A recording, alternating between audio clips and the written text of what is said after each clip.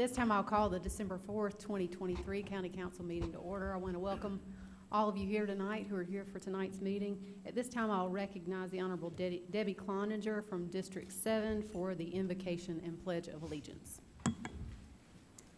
Let us pray. Dear Heavenly Father, as we meet this day, may our decisions be pleasing to you. Father, we trust in you to give us wisdom as you guide and lead us through discussions. May we carry out your will in all we do and say this day. In the name of Jesus, amen. Amen.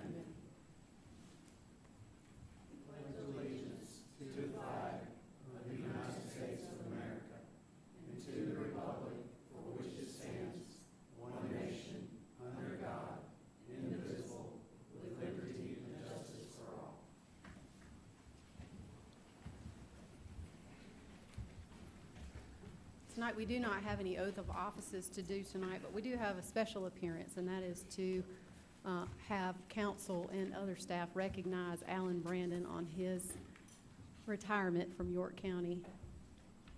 David, would you like to take that over?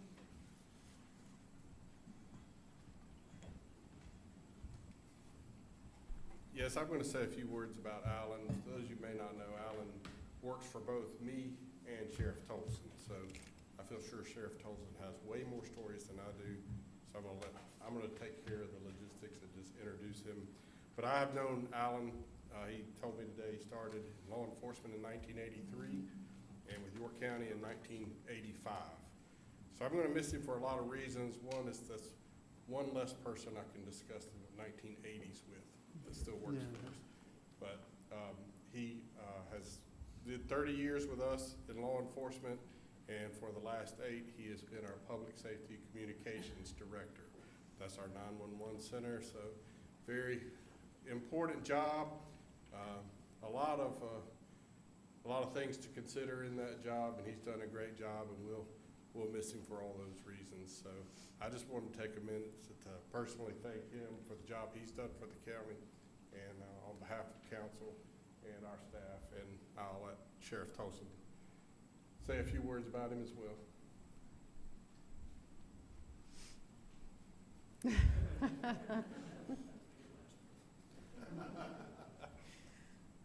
Well, good evening. It is an honor and a privilege to stand in front of you and say a few great words about Alan Brandon. Alan was my first supervisor in narcotics, and I never knew a harder working, dedicated, intelligent, pragmatic individual as Alan Brandon. 40 plus years of dedicating his life to York County and this community in a number of capacities. He came up through the ranks. He was my narcotics lieutenant. He was eventually the patrol captain at the sheriff's office. And then when the 911 director's position opened, Alan went on to do a phenomenal job there. We shared some really good times, shared at least one scary time,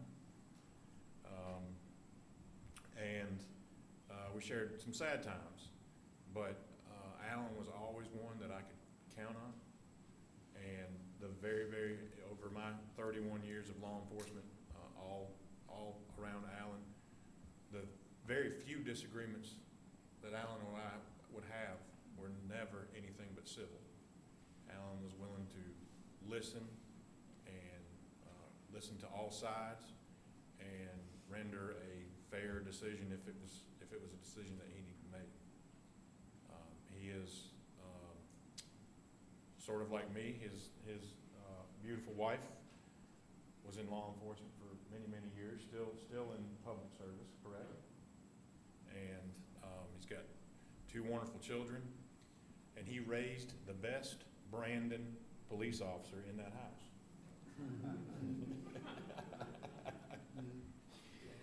That's all I'm going to roast Alan. But Alan, thank you so much. Thank you for how you treated me. I took a lot from that. Thank you for your many years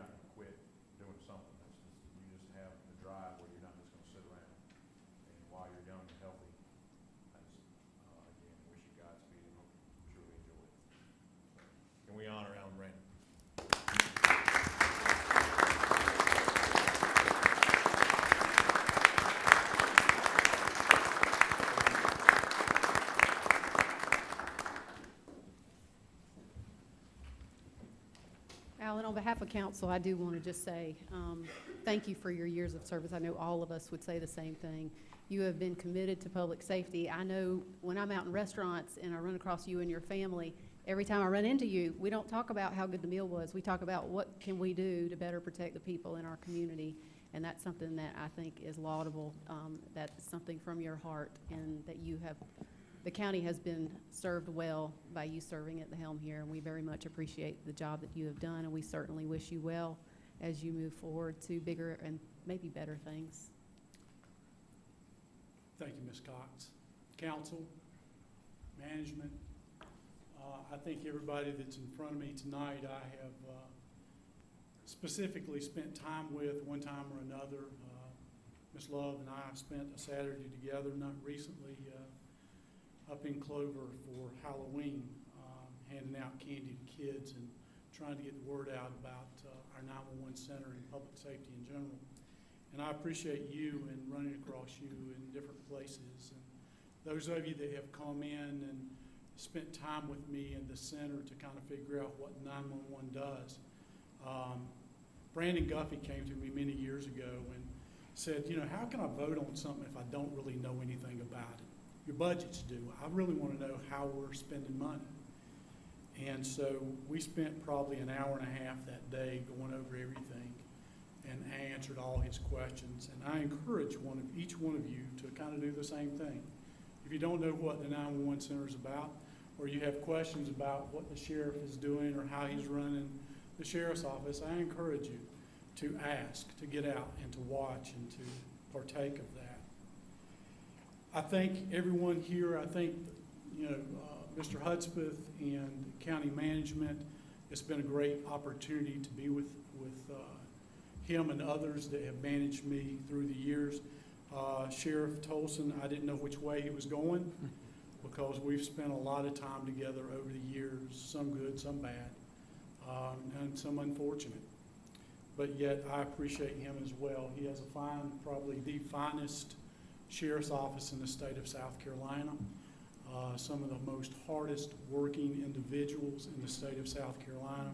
Progressive as the unit, as the sheriff's office is, you will find no better employees. I am blessed to be here tonight. 40 years is a long time. I am blessed to be flanked by my family, my wife of 33 years, to one lady. Some police officers you ask that, well, this is my third wife, and it's been 33 years, but I certainly have been blessed to be with her for all this time. She is supportive. She has backed me because I can assure you there have been many times I've rolled out of the bed. I've left her at restaurants to go with other people to take care of business. And she has supported me through those years and been very supportive, and I thank you for that. Also, my son, I don't know why he would want to follow into law enforcement. I tried to do everything I could to talk him into something else. However, but it seemed to be in his blood. And so I'm very proud of him and the steps that he's made. Liam, to do what he is doing as a deputy on the road to protect all of us as we lay in bed at night. I do appreciate him. I have a daughter that is not here. She is in Louisville, Kentucky. She is a neonatal nurse. She works in the ER there, and she does a great job. She is a manager today in that unit, overseeing patient care. And also have been blessed to have a daughter-in-law, Allie, to be a part of our family, which is pregnant, expecting our first grandchild after the first of the year. So we're excited for that. So that may be my first full-time job as I leave. And I'm excited for that as well. Stephen is my son-in-law in Louisville. He works for the University of Louisville, and he is with the sports department. And maybe if Louisville, some of you saw them on ESPN this weekend, he does the sports writing for their major sports and stuff. And so I'm really proud of him. As you can see, everyone in our family does work for public safety or in the realm that we're in, serving the public. And also, I would be remiss if I didn't remind you of one person that is Romanoff Gene. He is working tonight in Fort Mill. He is a deputy for Sheriff Tolson. My son was his college roommate. They played soccer together. He came here. He's been like an adoptive son, popping in and out of the house, staying with us from time to time until he was able to get a job with the sheriff, and I'm proud of him as well, that he's there. Sheriff did mention it, and also David mentioned it, but I did start with TKK. I spent 18 months there under Chief Jim Walden. I don't know what he saw in a 20-year-old. I wasn't even old enough to carry a weapon, but he allowed me to come on to the force and help him form a police department that we didn't even have letterhead. And it was brand new at the time in '83. And I appreciate the opportunity that he gave me then. Just for giggles and grins, my starting salary was $11,000. And today I wonder what I did with all that money. July 1st, 1985, Sheriff Pope offered me a position along with Jeff Helms, who I started law enforcement with, coming from TKK. Chief Helms is since retired, but a great individual and a good friend. But Sheriff Pope was my first sheriff. I've had 5, 6 if you want to count an interim sheriff for just a short period of time. But Sheriff Pope, I appreciate him and Tommy as well, because I had an opportunity to meet Tommy and do many, many things with Tommy as well. But narcotics was something that seemed to be in my blood. I spent 10 years there, supervising for 8. And I made a comment to Mr. Hudspeth a while back. I said, David, I've been on call since 1987, 24/7. I was a deputy of not so much, but 1987 is when I started waking up in the middle of the night, taking care of business as we needed to. 2001, I became the captain over the Uniform Patrol Division. I had 120 employees at the time and encompassed everything from civil process warrants, patrol, the whole county. It wasn't set up in districts as it is today. But we took care of everybody that you saw in a patrol car. They belonged to the patrol division. Had an anti-crime team, a traffic unit. There was a lot there. There was a lot to take care of. And I appreciate every opportunity we had to serve the public in that time. Sometimes memory is good. Sometimes, there's things that you recall. I'm proud of certain things, and I won't go through the whole list. But there are certain things I'm very proud of that we were accomplishing here. And when I was in narcotics, we worked with any acronym, FBI, DEA, the OCDF task forces. I dealt strictly with SLED. I worked with SLED. I worked with the statewide grand jury on cases in and around York County and the state. I even called my wife one afternoon. I said, honey, I packed a bag. I don't know where I'm going. We're working a case. I think I'm heading to Atlanta, but I may see you in a week or two. And sure enough, it was a week later. This is when I got to come back home. So you just never know where law enforcement may take you. I'm proud of the patrol division and things we were able to accomplish. When I came in 2001, we didn't have the first video camera, body transmitter, taser, anything. We had radios that were in the cars, and that was about it. But we have a phenomenal radio system, and I see John Carter sitting here, and I'll give him kudos and a lot more because he was one of the ones pivotal to make sure we had one of the best, if not the best radio system in the state that EMS, fire, and police can work with. But that came along, a long time ago as well. But we were able to secure things for the patrol division, for the sheriff's office, such as tasers, less than lethal carries, beanbag rounds. We transitioned to rifles because we were sorely being outgunned and outmanned by people in the public. We made many changes. The striping of the cars was something I did many years ago, and we did it for a reason so we could be better seen, better observed, and it's 3M striping so it's reflective at night to make sure that people know that we're out there protecting and serving. The good and the bad.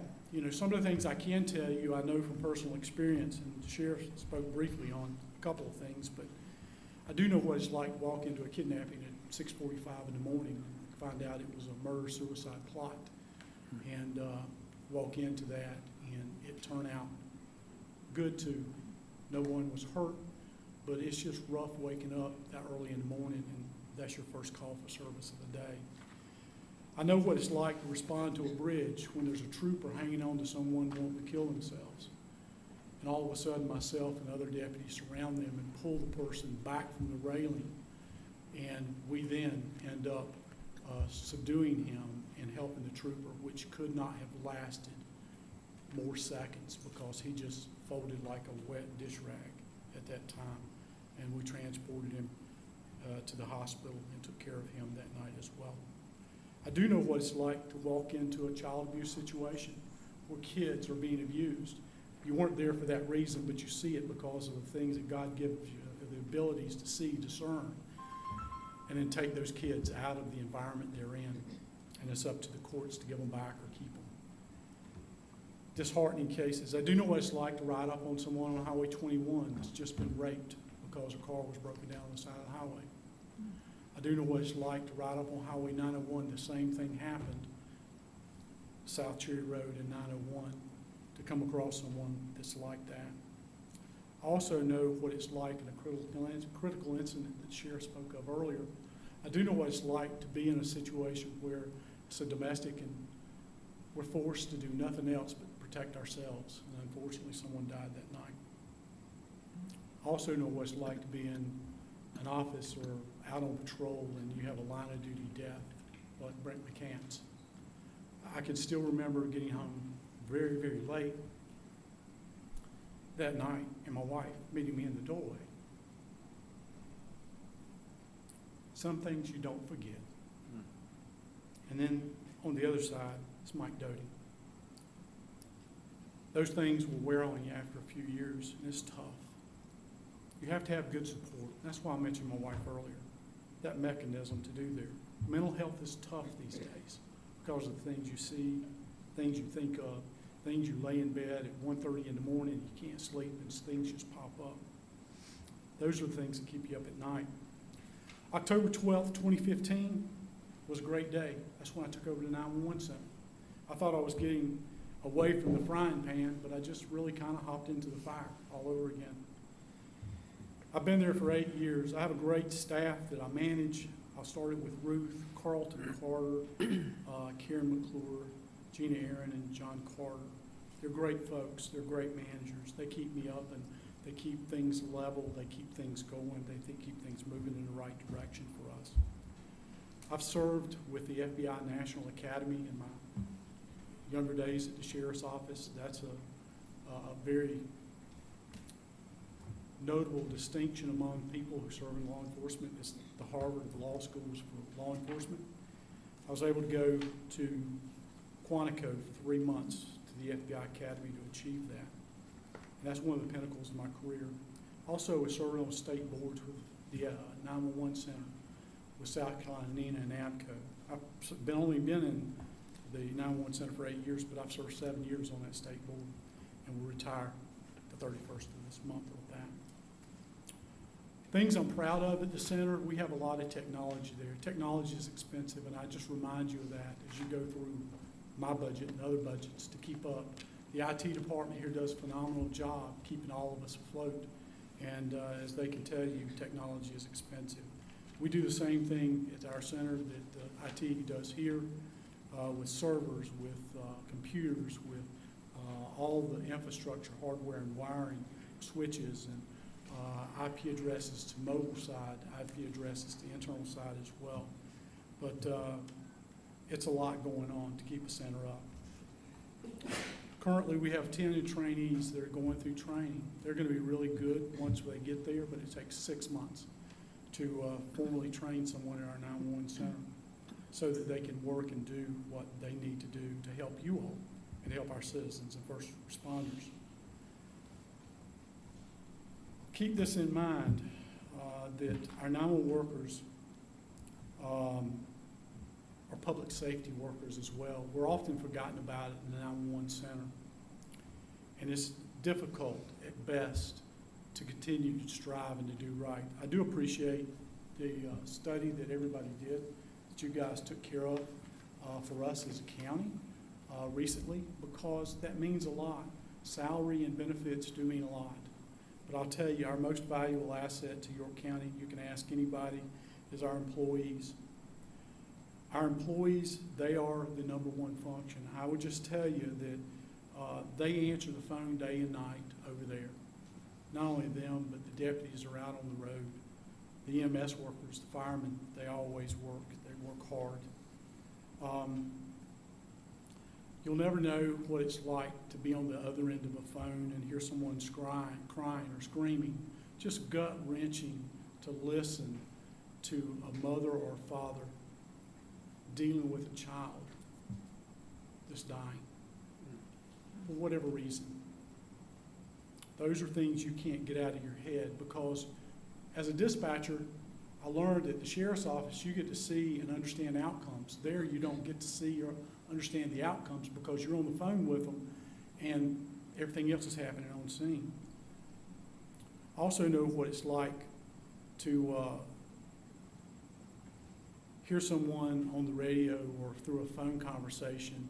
They're in a tragic situation. So their house is burning down. They are at wit's end. They don't know what's going on, but yet you're trying to get them help as quickly as possible.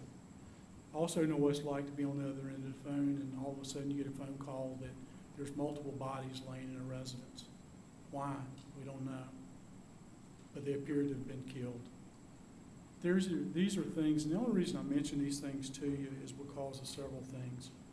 I've had to call upon the sheriff's psychologist to come and to visit with our folks over the past 2 months to deal with a lot of the things I just told you about. And it's unfortunate. We live in a society where crime is going to happen, bad things are going to happen. But our employees are our greatest benefit.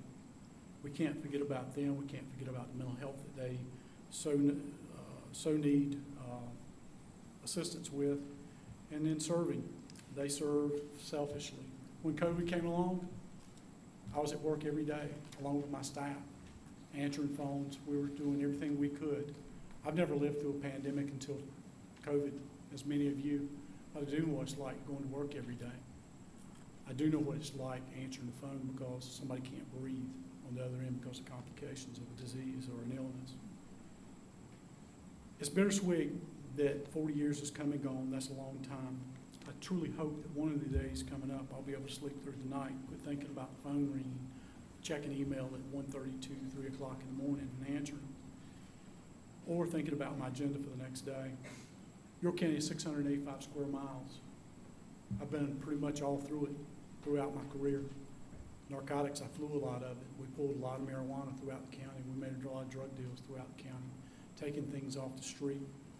But I've been on a lot of crime scenes throughout the county as well. I can't ride down too many streets without understanding what's happened on this street or what has potentially happened there years ago. There's a lot of people, and I certainly don't want to start naming names, but there's folks here at the county that they truly, Linda Norris is one. You have a good admin, you guys do. Lisa Davidson's another. She is a lifeline to many of those, our HR director, and she is so important to this organization. But I will leave you with this. Matthew 5:9 says, "Blessed are the peacemakers, for they will be called the sons of God." And I say that because they truly are. What my employees do, what the deputies on the road do, what those guys and ladies in the detention do, they're peacemakers. They didn't probably grow up dreaming to do this. They may have. I knew what I wanted to do when I was a kid, and I did it. And that's why it's taken me 40 years to get through it. But there are some of those folks that are there because they're called by God to do the job they're doing today. I honestly believe that with all my heart. Without them, can you imagine being at your house, somebody breaking in on top of you, somebody trying to hurt you or a family member? You have a child there that can't breathe, and you pick up the phone and call us and no one answers. I can't imagine what it would be like on the other end, because I've heard the voices when they do get the answer. And we're trying to help them do EMD preparation to help them clear an airway or breathe or something, or be on the phone with you until the sheriff's office arrives. I can't imagine what it would be like without the public servants we have in fire, medical, police, and the calling that they have, because it is of God. But I just tell you, thank you for the opportunity. There's been good, there's been bad, but there's been a whole lot more good than there ever was bad. But I just think that the younger generation of today, as you look around, these guys dressed in here, Sergeant and Mark over there, they have careers. And I just pray that you will continue to support us in public safety, because we have a lot of people moving in here, and their expectations are very high coming from where they were. And I can tell you, we don't need to deliver a second-rate service to anyone. And I just applaud what you've done thus far. Continue to do more. I know everybody comes to you. I hear Kevin's spiel every year, we can't do this, we can't do that, but somehow we make it work. But this time coming up in another month, it's budget time for everybody to start preparing, start doing. I just ask for you to try and take care of our public servants that are out there, all the other county employees as well. But our public servants see and hear stuff they can't forget. And I appreciate each one of them for doing their job. Thank you for putting up with us. You have a tough job as well, but I know that through the years, some of you I've worked with for a number of years. I appreciate you. And if there's ever anything I can do, please give me a call.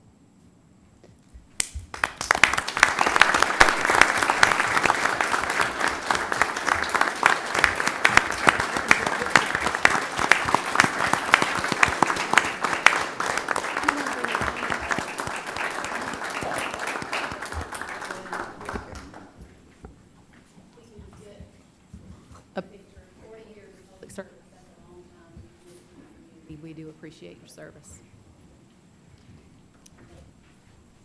If you want to bring your family up, y'all want to come up?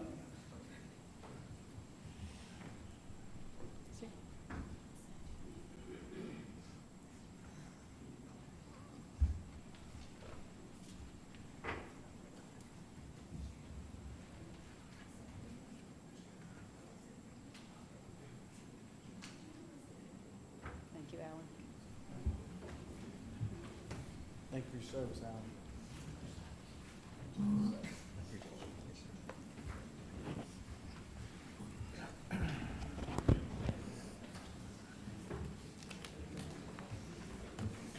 We move now to our public forum session, which allows us as council to hear from residents who have signed up in advance to speak to the council. We do have a few folks that have signed up. Just a few things that I say every time. If you will please state your name and give your address when you come forward. And if you'll pay attention to the minute marks, at this point, we reserve 2 minutes for each speaker. And if you can kindly pay attention to that, it will turn to yellow when you're getting close to your time, and then it'll turn to red when your 2 minutes is up. And if you can cut off your comments then I don't have to do it and be rude. We do have a couple of folks that have signed up for a public hearing item, and you are more than welcome to do your 2 minutes now, or you can wait until the public hearing, which is actually the next item once we approve consent agenda, and then your time is not, you're not timed. You can have as much time as you want to communicate your thoughts, but you certainly have the right, since you signed up, to come do your 2 minutes. It just is a matter of preference as to which time you want to come forward. Our first individual is Penny Shepard.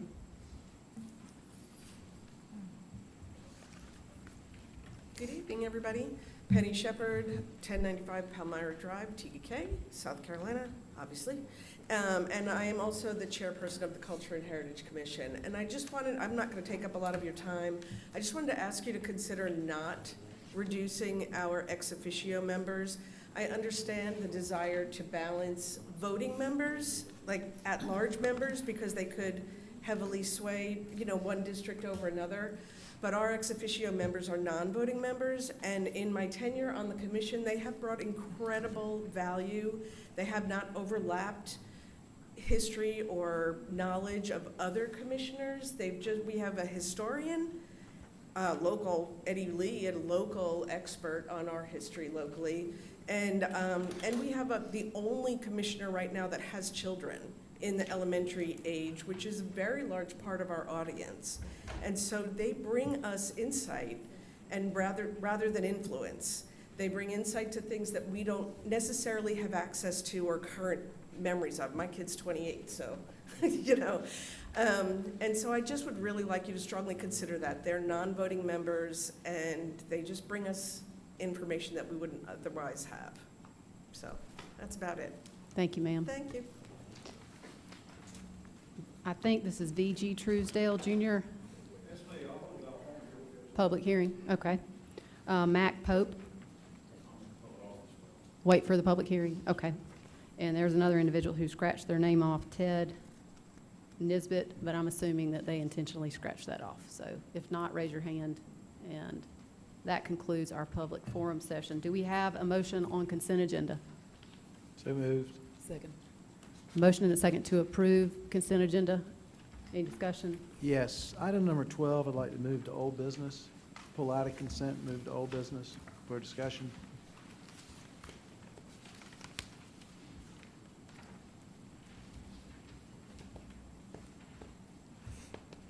All right, so we're moving number 12. As a matter of process, the council allows for any matter that's within consent to be removed by one council member. That's all it takes to remove it from consent. We will move item number 12 to old business. Are there any other removals? I assume your motion is with the amendment Yes, please. in the second. No, not anymore. All right.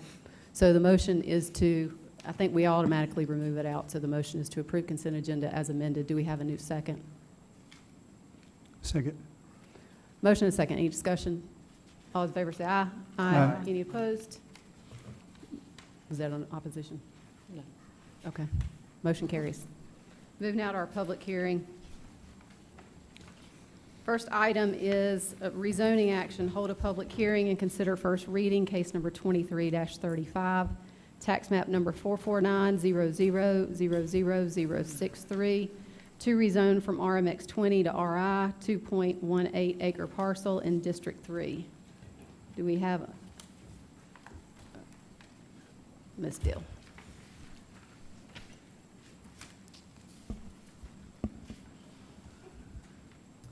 Thank you. This case is to rezone a 2-acre parcel from RMX 20 to RI. It's located at the intersection of North Shiloh Road and Old York Road. The use for this property is for a boat and RV storage and also a contractor office there. Staff recommends approval with the following condition. We're requesting you to add the condition to construct a 6-foot-high earthen berm with plantings on the top on the parcel's northern boundary. The final design to be determined actually during the civil construction review process. This request aligns with the comprehensive plan because the rural center node, it supports the rural industrial zoning district, and it's also adjacent to some properties already zoned RI, light industrial. With the vote of 8-0, Planning Commission also recommend approval. Thank you, ma'am. Any questions for staff before we move into public hearing? What is RI? Rural industrial, Oh, rural industrial. Okay. it's a brand-new district that came with free code. Any other questions? Is there anyone here who wishes to speak against this request? Is there anyone who wishes to speak in favor? Move to close. Second. A motion and a second to close public hearing. Any discussion? All those in favor say aye. Aye. Any opposed? Hearing none, the public hearing is closed. Do we have a new motion? Move to approve. Second. Motion and a second. Any discussion? All those in favor say aye. Aye. Any opposed? Hearing none, motion carries unanimously. We move now to item number 2 of the public hearing, rezoning action. Hold a public hearing and consider first reading, case number 23-42, tax map number 58100000063, to rezone from RMX 10 to RUD, 17.4 acre parcel in District 2. Ms. Dill. Yes, the request this evening is to rezone from RMX 10 to RUD. It's located on Sandlapper Drive in Clover. It's 17.48 acres. This parcel is located at the end of the peninsula where the Duke Energy plant is. The applicant proposes to subdivide the property to create 3 separate lots. It was created from a previous subdivision, therefore it's considered a major subdivision. And with RMX 10, they're required to put in open space. By rezoning the parcel to RUD, they can remove that requirement to have any kind of open space, and that's why they're getting the property rezoned from RMX 10 to RUD. For this one, staff recommends approval. It aligns with the comprehensive plan, the future land use map. Their uses are similar to the ones in the area here. There are similar lot sizes also in this area here. Planning Commission also recommended approval. Any questions for staff? So Diane, thank you, but question. So this takes it from not being major subdivision to having to being major subdivision? No, it's still a major subdivision, so it's still coming for Planning Commission for final plat approval. However, they don't require to put any kind of open space. So it's still major, but with RUD, there's no open space requirement. And that's the only change that's happening here. So as they'll be doing, and they'll be, as you can see from that site plan, they're going to create 3 separate parcels. Had it came in at RMX 10, they would have to actually create area where there was open space and subdivide that as a separate parcel for open space. And so they'll still have plenty of open space, just not public open space. So basically what they're asking to do is they're asking to divide this into 3 5-acre lots. So, you know, when we say no open space, it sounds kind of bad. It sounds like, okay, we're not saving any open space, but Sure, but technically you got 5-acre yards, correct. personal yards, Yeah, rather than something, I guess, that neighbors could walk through and, okay. that's correct. I have a question. Mr. Roddy? Should we be looking to remove the requirement for open space if we have a 5-acre tract subdivision going forward? Because if we're removing it now, you're basically saying there's no need for it anyway, if we got 5 acres. I think we've already removed open space to just having it from RUD and AGC. I think that's probably enough as it is, as opposed to going by a certain lot size. Most lots that are this large aren't coming in the RMX 10 district anyway. This is very unusual to have this kind of division in RMX 10.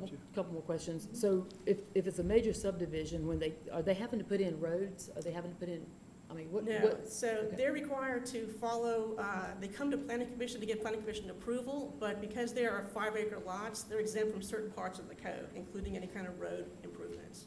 Okay. But I thought a major subdivision had specific. Unless they're 5 acres and greater, they're exempt from those sections of the code that require any kind of improvements to the roads. And what keeps this what keeps the other parcels there from doing the same thing or going below the 5-acre? You mean the new parcels they're gonna be creating? Or what about other So parcels? can they come back again and subdivide this further? Yes, ma'am. They could, if they chose to. They could come back and put it in as 1-acre lots, because they're now RUD. However, as it's currently zoned at RMX 10, they can do a 10,000 square foot lot if they had water and sewer. Okay.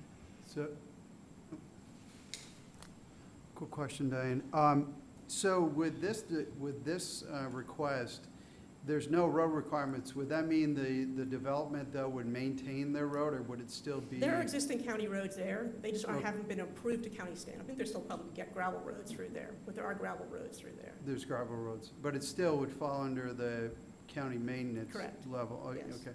And as far as water and sewer, so at that size, they could run a septic in there as opposed to water or Correct. It'd be well and septic. well and septic? Okay. Okay, all right, thank you. Sure. Any other questions? Thank you, Diane. Is there anyone here who wishes to speak against this rezoning? If you want to come forward and give your comments then.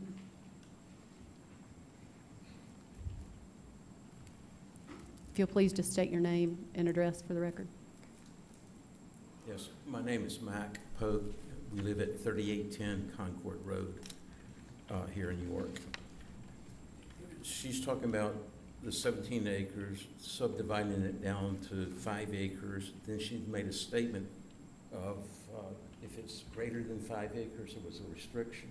Is that correct? We can talk about that if you like. Well, so you got 17 acres, and if you divide them into 3 5 acres, where's the other 2? It's roughly 5. It's probably going to be 2 5s and a 7. It's some number.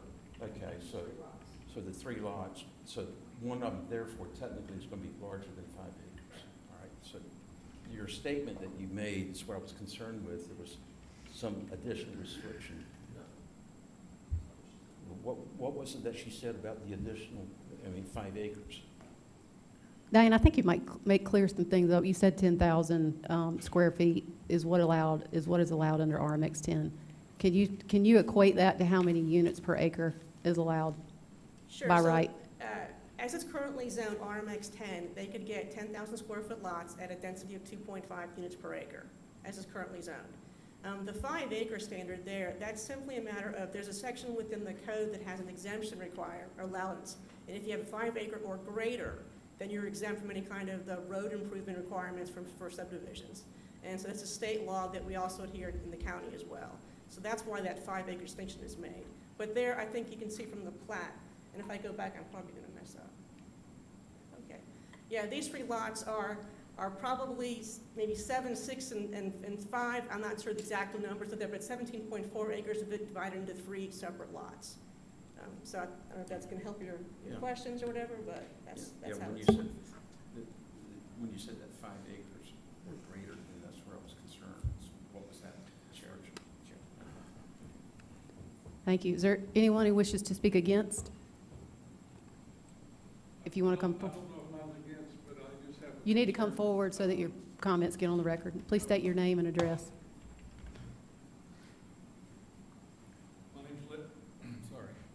My name's Larry Bergen. I live 2224 Duck Cove Lane, so I'm adjacent to this track.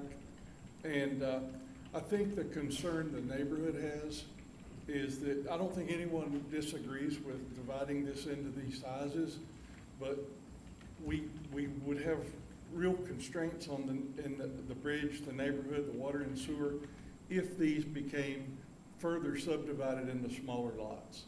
If we can confirm that they won't be divided into further lots down the road, I don't think the neighborhood has any heartburn with this.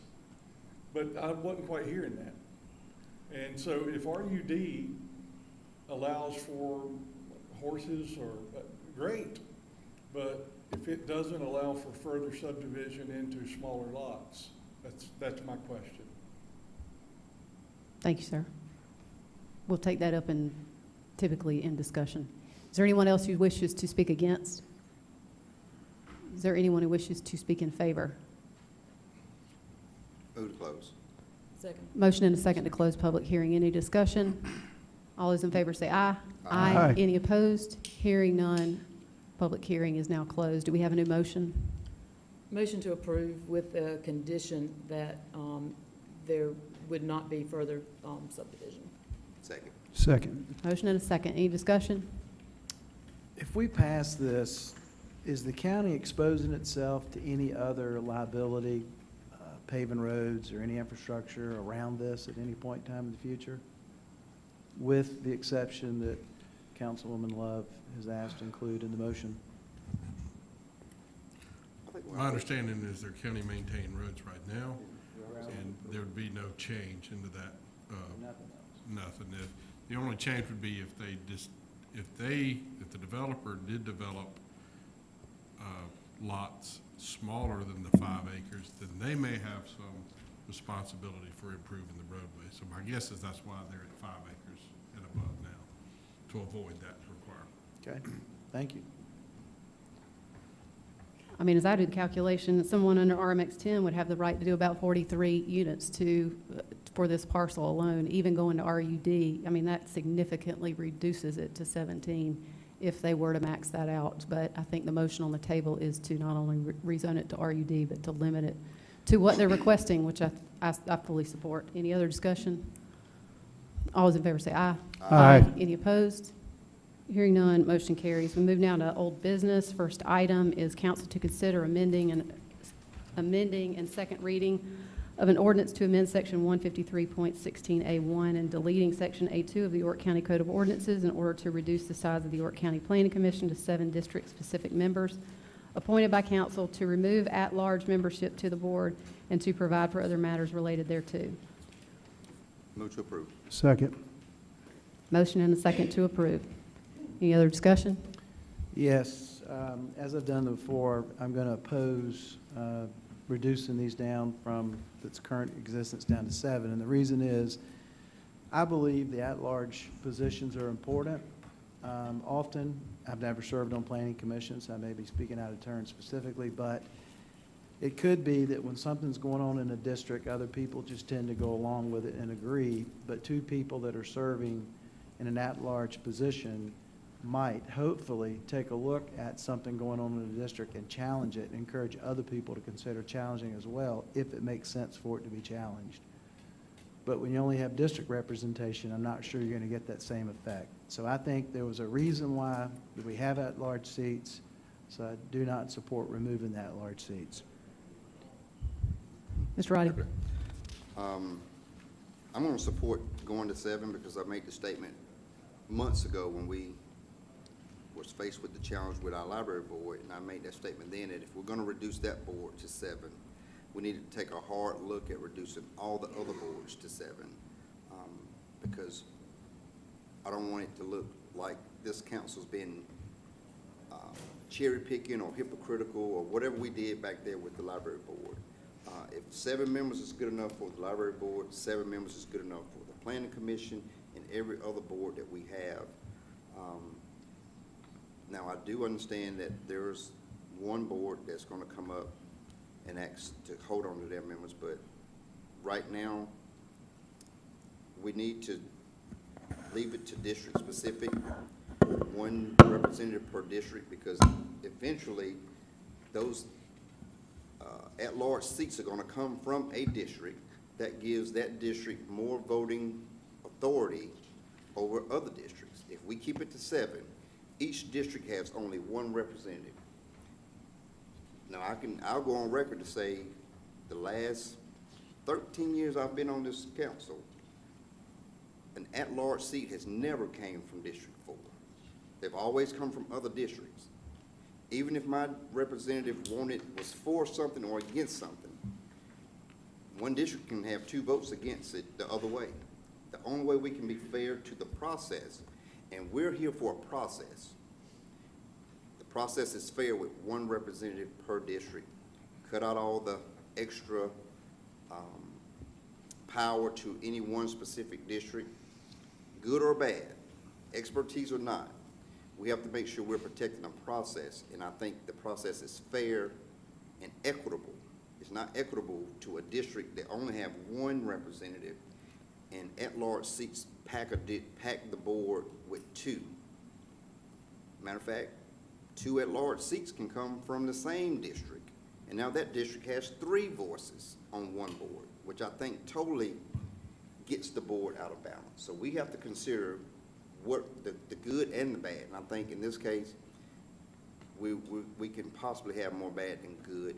Granted that some people can bring some extra expertise and ideas, but if we're about the process, it's fair. It wouldn't be right if we had at-large members on this council, and now all of a sudden District 3, District 2, District 5 has 2 voices sitting up here versus against all of our one voice that sits up here. And that's what I look at when we're talking about fairness, equity, balance. I wouldn't want to sit up here and have District 4 have an extra representative and an at-large seat, and no one else would have an at-large seat on this council. That wouldn't be fair on this council, and it certainly doesn't make it fair to people that are serving on our boards and commissions. So we need to go to 7, 1 per district. Any other discussion? Yeah. So I agree with that, and one of the at-large members currently is a District 4 person. The person that won't have a seat is actually a District 4 person. But I agree, it is, you know, when we did redistricting, one of the biggest changes that happened when we redistricted countywide was that we created District 7 that only represented Fort Mill. It no longer went below the Catawba River into Rock Hill, which eliminated a 4th voice on behalf of Rock Hill.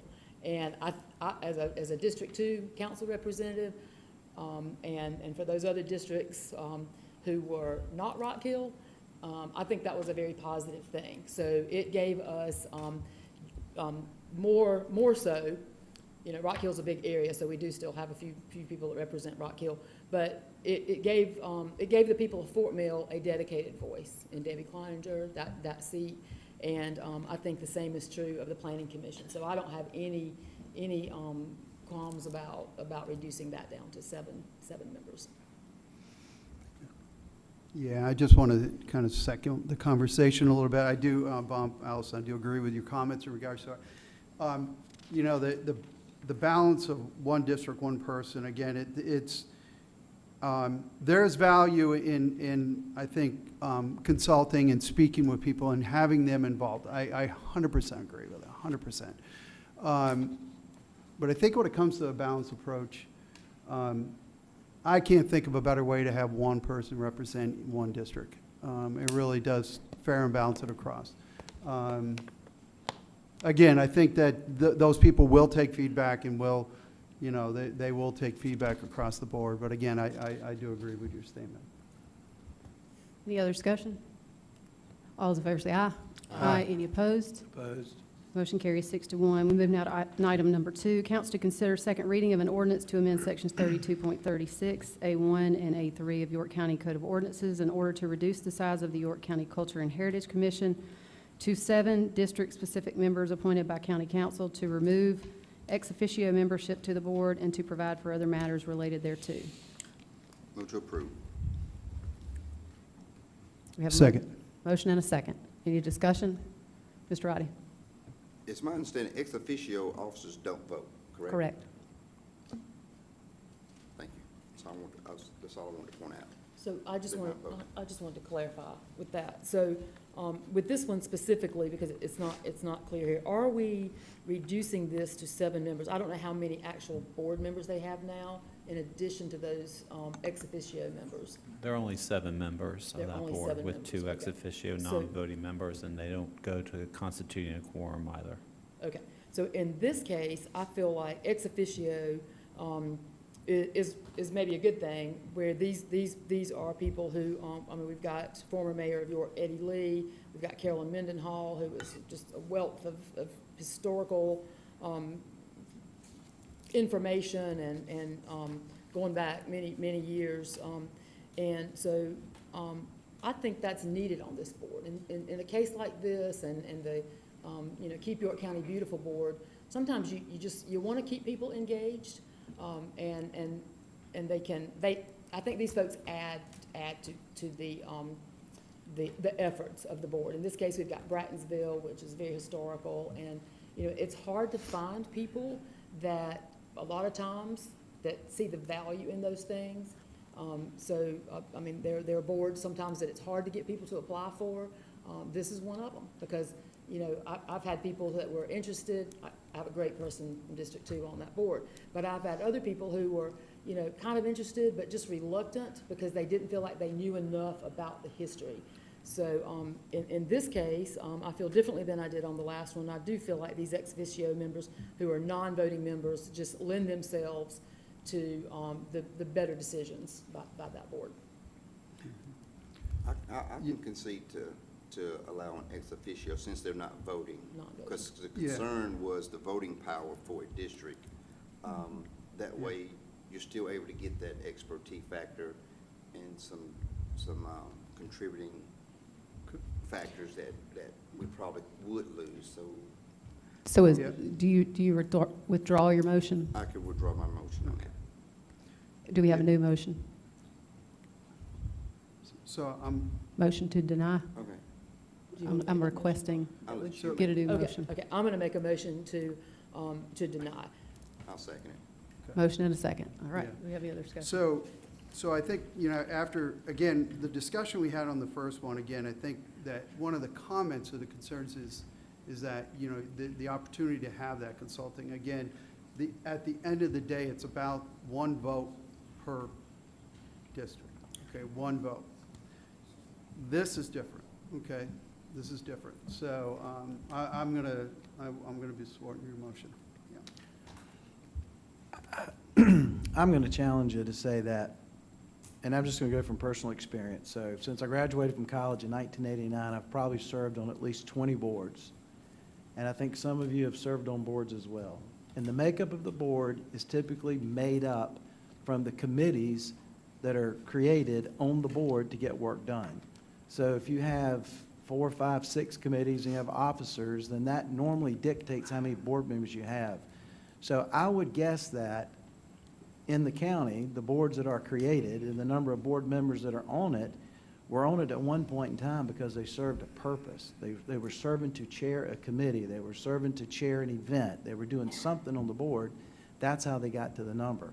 I think it's unfortunate that the boards and commissions that were voting to reduce down to 7, not all of them came to share with us the reasons why they need more than 7 members.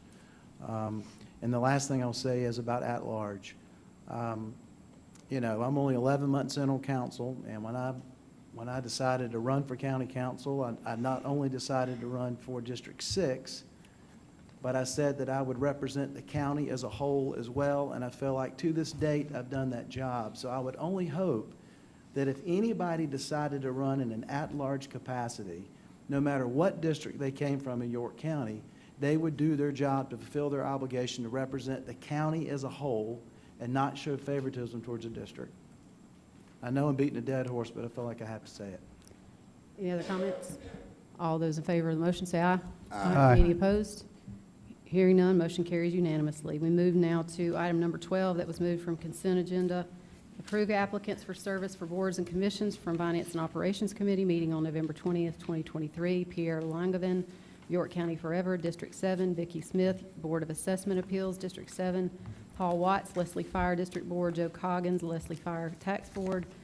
Daniel Vanosta, Bethel Lake Wiley Land Acquisition and Preservation Parks District Board. And moves John Segura from the at-large seat to the vacant District 2 seat on Planning Commission. Do we have a motion? A motion to approve with exceptions. I think you need to fully state the motion so we can get a Okay. second. A motion to approve with the 2 following exceptions. Number 1, that no member can serve on a board that has previously resigned, rotated off because they have fulfilled their term commitment, or they didn't meet the requirements of the board, so they had to come off the board. They didn't meet attendance for whatever reason. Those individuals should not be able to serve again until a full term is expired on that same board. That's number 1. Number 2, time served is credited on the new board in this new 7-member that you all have approved. Time served would get credited, so if you've served 2 years out of 4, you've served 2, you have 2 left.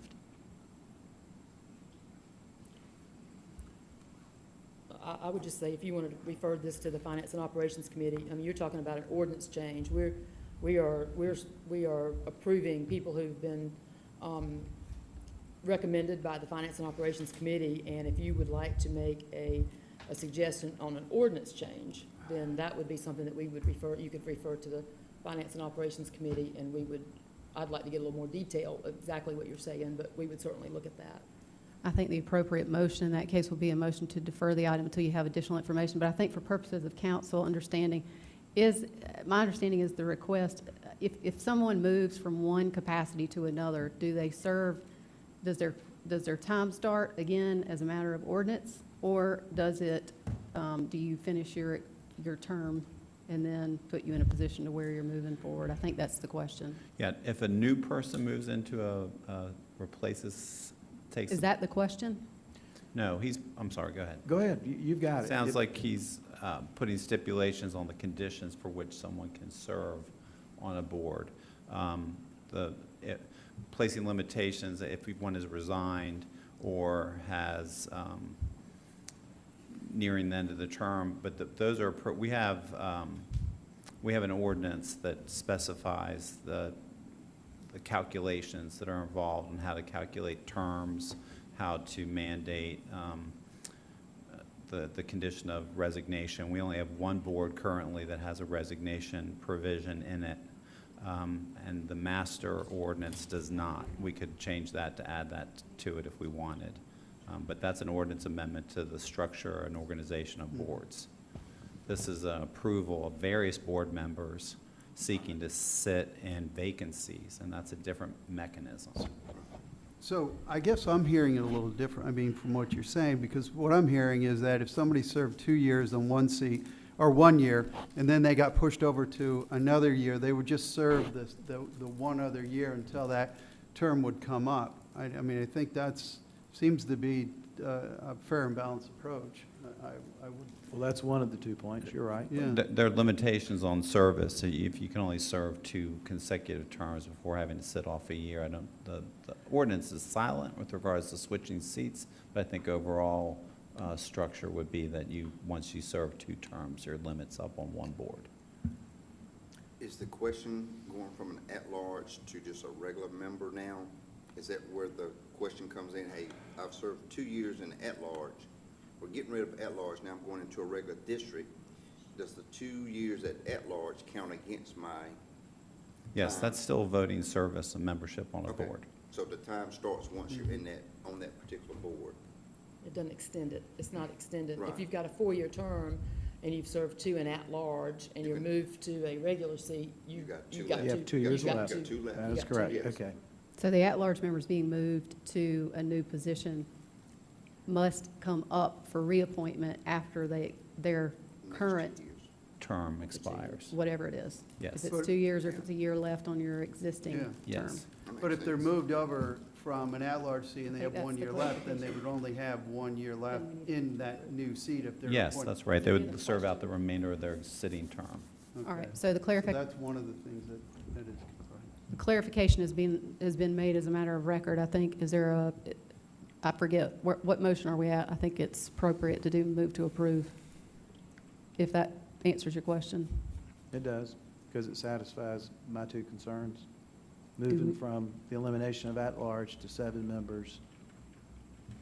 Those 2 items are addressed in what our attorney has said. So I understand in you've the withdrawn your ordinance. motion, and now it's to I don't even approve. really have to withdraw it because it accomplishes it anyway, right? You gotta withdraw the motion. We gotta approve it. Okay, I withdraw the motion. Do we have a Move to motion? approve. Second. Motion and a second. Any other discussion? All in favor say aye. Aye. Any opposed? Hearing none, motion carries unanimously.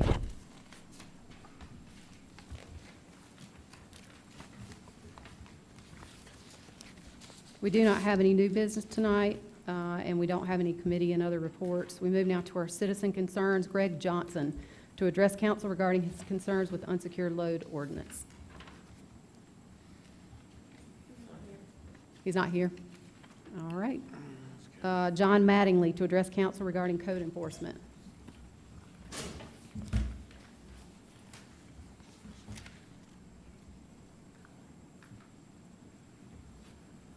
Thank you.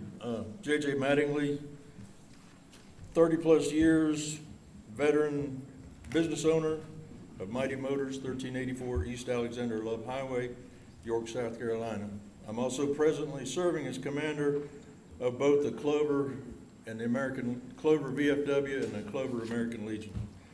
I stand before you tonight to beg York County Council to force code enforcement to comply with the U.S. Constitution, specifically Article 1, Section 10, ex post facto, so that I will not be forced to file a $1 million lawsuit and win. I hope I have your attention. Now, I should not have to beg, being a veteran business owner and all, but I am a humble, God-fearing man who would rather try honey than castor oil any day. I have no desire to take legal action. I love the people of York County, and they have loved me for decades. But the big developers that have invaded us seem to hate anything that's not new, not brand new. They use code enforcement as a weapon to complain against their new neighbors, which they think is their right, bless their hearts. What is not their right is to retroactively enforce the massive March 2022 recode revisions against businesses and residents who were already approved under the previous rules. To quote my favorite scene in Galaxy Quest, "Oh, that's not right." But that is exactly what is happening. It's like the Oliver Anthony song, "Wish I could just wake up and it not be true, but it is. Oh, it is." Ex post facto is nothing new. It was unfairly used by European despots, kings, and queens for centuries against their subjects, so much so that our founding fathers specifically forbade it in the Constitution. But who reads the Constitution anymore, right? This veteran did. I took an oath to defend that Constitution against all enemies, foreign and domestic. And so did you council members. So did our police, our firefighters, and even our York County Council Board volunteers. I came before this council before, but the 2 minutes was just not long enough for me to explain what's going on, and tonight I thought I'd have a little fun with it. Here's the thing. Myself and all the others being attacked by York County Code Enforcement simply want to be held to the agreements from when we were legally approved. Think of it as marriage vows. Ask your spouse if it would be okay if you revised your marriage vows. If you dare, I recommend you don't. Anyway, one more thing. As a veteran of hundreds of parliamentary meetings with veterans, a simple, elegant solution would be to make a motion that, or a declaration, the council never intended the March 2022 recode to be retroactive or enforced retroactively, because that would be an obvious ex post facto violation of the U.S. Constitution. Remember, CYA was invented by the military. Thank you for letting me speak. Please take quick action on this. I'm told quite a few people have taken an interest in this on Nextdoor and other online sites to the tune of like 70,000 views. So, hey y'all, thank you. Thank you, sir. Do we have any council member new non-agenda comments before we move into executive session? I guess I'll start off. First of all, there's a birthday coming up, and that birthday boy is Tommy. So happy birthday there, my man. What about you? Well, hey, look, I can't, you know what I mean? So we happen to have the same birthdays. So there you go, man. We're sharing. I didn't wear my suspenders Thank tonight, you. though. I should have. You know? That's it. And I would like to recommend, look how spiffy Buck looks. Yeah, there you go. There you go. There you go. I must admit, I would have expected anybody else in this crowd to There wear you them.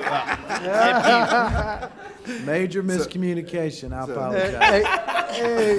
Hey, I do want to wish everybody also, too, if I don't see y'all next time around, y'all have a safe and Merry Christmas. Yeah, Well, you better be here. We got And- one more meeting before Yeah. Christmas. It'll and, be the blue suit meeting for that That's meeting. it. It's going to be a blue suit meeting. and I would also like for everybody to remember, Lee Good, who passed away. Good friend, business owner, Good's Heating and Air and Comer Oil, and sympathies to their family. Mr. Roddy, I definitely want to go on the record as to why I have my suspenders on. stand up. Oh, excuse me, my overalls. So I thought it was a Hey, cool hey. idea. Bibs. Bibs. So I thought it was a cool idea to do this for Tommy. You know, he's new member on council. He's been working really hard. We've had a lot of fun joking back and forth. I will acknowledge we had a couple meetings that it wasn't too good between us, but we've learned since then how things go on council, and Tommy's really doing a good job. He fights really hard for his district. So I wore this tonight in honor and recognition of his birthday, and at the next meeting, I'll wear a regular necktie for Tom Ardette to show him some appreciation. But I think it's cool that you two guys share the same birthday.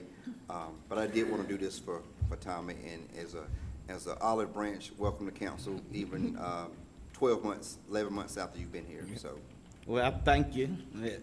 It does mean something. But you also now know how not to have to worry about your britches falling down. I can't wait to see what y'all wear on my birthday. I'm not wearing a skirt, I tell A you. wig. We're Yeah, gonna wear a we'll say wig. that. There you go. Do we have a motion for executive session? Hey, I have two Yes. things I need to share very quickly. Oh, One, of course. well, both of them are kind of serious, I guess. Number one, this will be quick.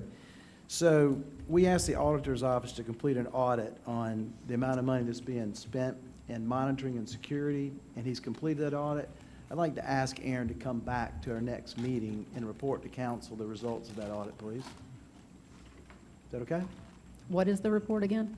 The audit. When that was this requested completed from on council? not-for-profits. Was this has been- requested? Yeah, and he's completed the audit. It was completed back in last month. If management wants to put a report and it thinks that that's Yeah. something that's been requested, then Yeah, certainly let's have him management can put quickly it on give there. us a report on that. And then the second thing is that, some of you may not know, but my nephew plays football for Clemson. He walked on 2 years ago, made the team. And this past season at the Georgia Tech game, which was Military Appreciation Day, he was asked to sing the national anthem. He was the first football player in the NCAA to actually sing the national anthem for the team, and he did a remarkable job. But here's the point. So last Saturday, we were in Columbia for the Carolina-Clemson game. It was actually, I took my grandson. It was his first Carolina-Clemson game, first away game. It was my 49th consecutive Carolina-Clemson game. And Coach Beamer took the time to run across the field and congratulate my nephew for doing such a great job singing the national anthem. And I just have to say, I'd said it all along, but he is really a class act, and I hope the University of South Carolina and their supporters understand the jewel they have in a coach down in Columbia. But just a class act and a strong move on his part. Just want to share that with you because Blackman was a student at Clover High School. His mother is Sheila Quinn, who's a superintendent of education in Clover, and I'm real proud of him for what he's done. Thank you, sir. Do we have a motion? Yeah, we sure do. So we get two items. Receipt of legal advice, contractual matter, SADOT roadway construction contracts, receipt of legal advice, litigation update. Second. Motion and a second. Any discussion? All in favor say aye. Aye. Any opposed? Hearing none, we will move straight into executive session.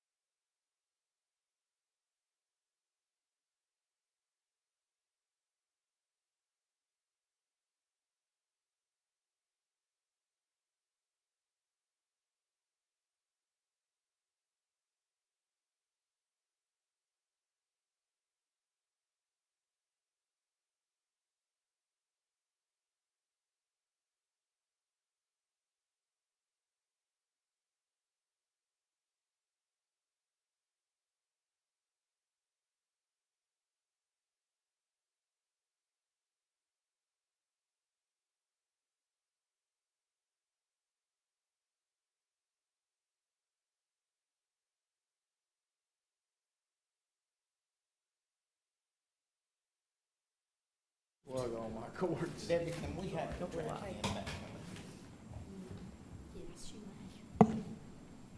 Thanks for letting me plug in over there on you today. Man, I apologize.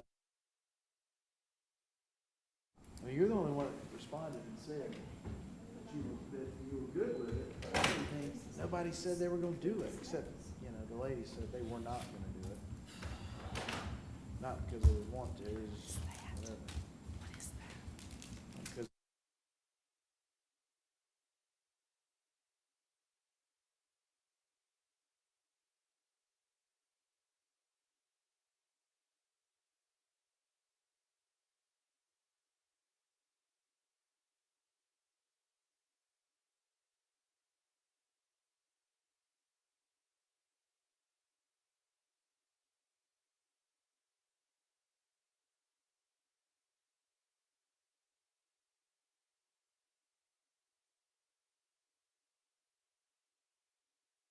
Who was it who made, no, somebody made the request that we do, Christmas attire and suits or what. What y'all two clowns Yeah. laughing at? I'd like to see y'all in the pair of bills.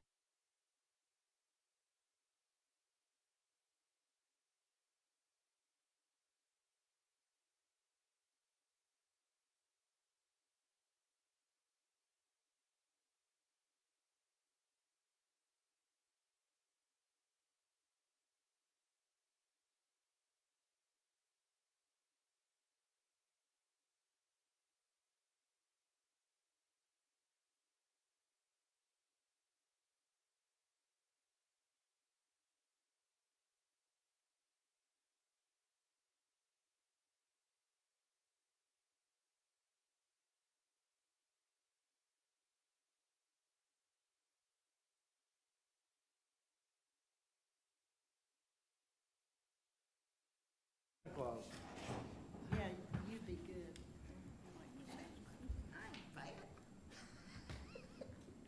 We are out of executive session. No action was taken. Do we have a new motion? Yeah, we have one motion. Motion for council to authorize county management and county attorney office and council to consider approval of an agreement or agreements addressing SCDOT roadway construction contracts as addressed in executive session. Second. Motion and a second. Any discussion? All those in favor say aye. Aye. Any opposed? Hearing none, motion carries. Do we have a motion to adjourn? Motion to adjourn. Second. All in favor say aye. Aye. We are adjourned.